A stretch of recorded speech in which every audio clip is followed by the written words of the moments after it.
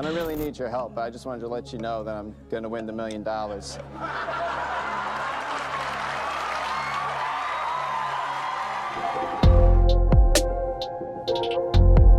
Hey guys, Andrew Malcolm here, Mortgage HQ, and I want you to think about property investing as a real life Who Wants to Be a Millionaire. If you've seen that game show, you're sitting in the hot seat, you got a minute or so to answer a question fired at you, and it's usually multiple choice. Now, property investing is a similar game.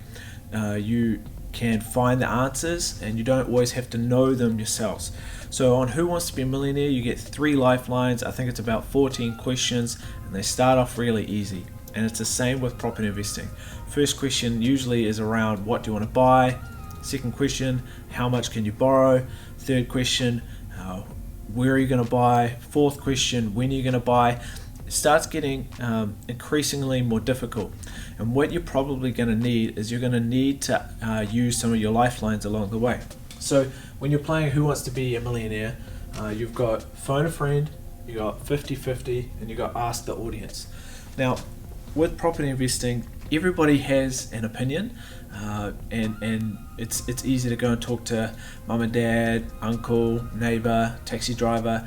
What you really want to be doing is, if you're phoning a friend, is you want to make sure you're phoning an expert or somebody that has credibility in the space. So that might be a mortgage advisor, might be a lawyer, an accountant, as long as they own property themselves, might be an established property investor. You don't want to be asking anyone. Now, the second lifeline is the 50-50.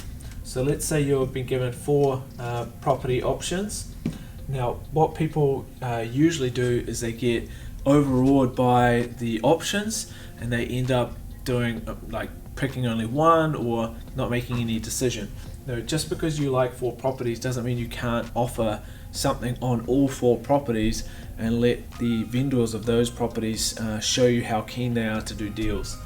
Now, I saw a deal recently where buyers offered 2.5 million, the vendor wanted 2.85 million, and then there was an impasse and nothing happened. Throughout the last 1 month, there's been lockdown, actually been 2 months. The vendor has come back to the original offer and said, hey look, if you can put 2.5 mil back on the table, we'll take that deal. Now, you can do that 4, 5, even 10 times, 10 properties at the same time. You don't necessarily have to get paralyzed by choice or make the decision on cutting down which one to choose yourself. You can let the vendors help with that. Now, ask the audience. When you're playing Who Wants to Be a Millionaire, there's hundreds of people in the crowd. If you get stuck on a question, then you can have the wisdom of the crowds, and they vote and they'll show you which option they think that you should choose. Now, what you can do is you can jump on Facebook, and you can go also on Property Investors Associations. There's 57,000 members last time I checked on the Property Investors chat group. It's a New Zealand Property Investors group. There's plenty of information out there if you want to ask the opinion, as long as you're asking really good questions. Summarizing, everybody can be a millionaire through property investing, and everybody has the help that they need. What's stopping you is potentially mindset and not asking the right questions. So make sure you do your homework, understand how the game is played, and don't let fear drive your decision making, because most people that play Who Wants to Be a Millionaire, they win something. They might not win the $1 million, but just for playing the game, they do walk away with some cash.